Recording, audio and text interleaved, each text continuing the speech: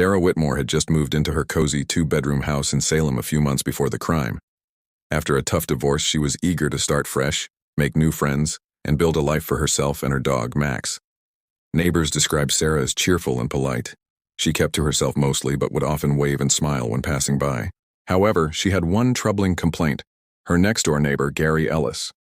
Gary Ellis, a 45-year-old man who lived alone, had immediately taken an unsettling interest in Sarah. He would often, coincidentally, be outside whenever she was, staring at her or trying to make awkward conversation.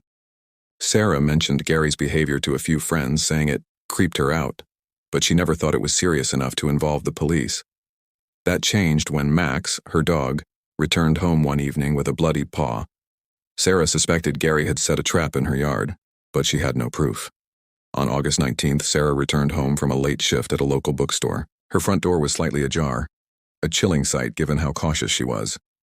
Inside, nothing seemed stolen, but before Sarah could call the police, Gary ambushed her from behind, strangling her with a cord. Investigators later determined she fought back fiercely. Scratch marks were found all over Gary's arms, but he overpowered her. He dragged her body to the basement and tried to make it look like a robbery gone wrong.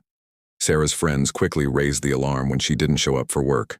Police found her body during a wellness check just 18 hours later.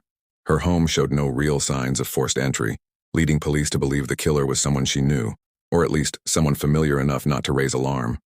Gary Ellis volunteered to help investigators, claiming he had seen a strange man around Sarah's property. But detectives noted his nervous demeanor and fresh scratches hidden under his long sleeves. The major break came when investigators reviewed security footage from a neighbor's outdoor camera. It showed Gary sneaking into Sarah's backyard the night of the murder.